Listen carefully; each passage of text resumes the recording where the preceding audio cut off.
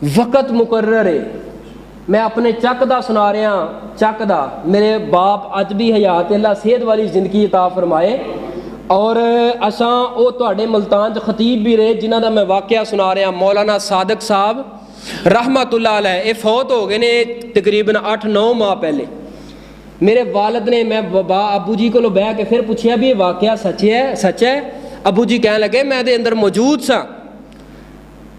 उन्हां दी अहलिया अल्लाह नूं प्यारियां हो गई, आसे पासे फ़ोन कर दिते।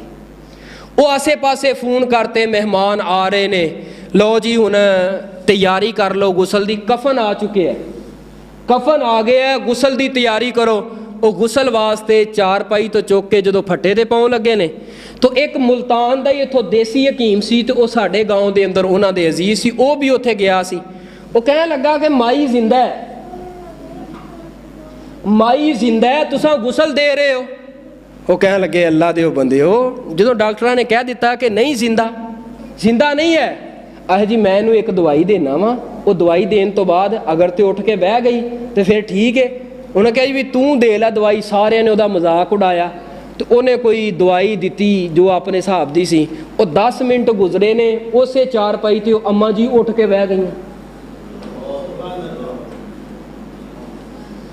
रिश्तेदार कट्ठे हो गए, सारा पिंड कट्ठा है, उन्होंने गुसल देने वास्ते गुसल देन लगे ने, लेकिन वो माई उठ के बह गई।